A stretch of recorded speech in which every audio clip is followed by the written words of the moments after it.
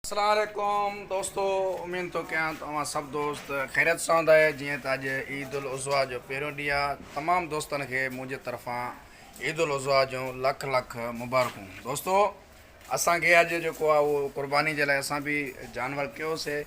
त असांखे कासाई साहिबु जेको आहे 10 बजे जो टाइम लॻो ॾिनो। 10 खां जेको हाणे कमु चढ़ी वियो आहे, तक़रीबन जेको आहे उहो 2:30 थिए थो। सो त हाणे अञा मिलियो आहे इशारो त कसाई पहुचण वारो आहे। उनजे लाइ असां हीअ वीडियो बणायूं पिया त कसाई साहिब खे ॾिसूं किथे पुॻो आहे। हिन टाइम हुनजो इंतज़ारु कयूं था, उहो ईंदो, हुन सां बि मिलाईंदासीं। हीअ घिटी आहे साम्हूं, हिन घिटी सां हुनजो अचणु थींदो। सो हिन टाइम असांखे जेको उन टाइम ॾिनो 10 बजे जो, उनखां हाणे जेको आहे टाइम 10 न वारो 2:30 थी वियो आहे। ॾिसूं था त अञा घणो लेट थिए थो। हुननि पर इहो सिग्नल ॾिना आहिनि त असां हाणे 10-15 मिंट में पहुचूं था।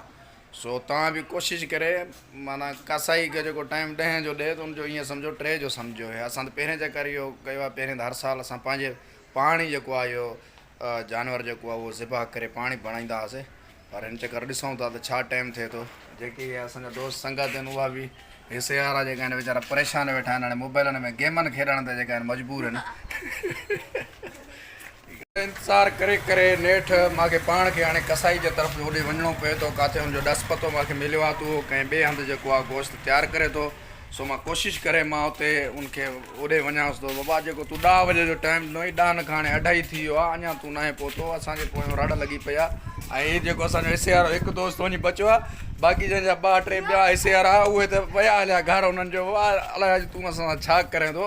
हर टाइम असां 10-11 बजे जेको आहे पंहिंजो जानवर ज़िबा करे गोश्त जेको आहे उहो वंडे बि छॾींदा हुआसीं। पर हिन चकर जेको आहे तूं चई अहिड़ो कसाई कयो थी जेको आहे अञा तकड़ जे बजाए जेको आहे उहो टाइम वधीक लॻी वियो आहे। हाणे असां हिन दोस्त सां गॾु वञूं था कसाई ॾे, ॾिसूं था उहो हिते कहिड़ी जॻह ते मौजूदु आहे।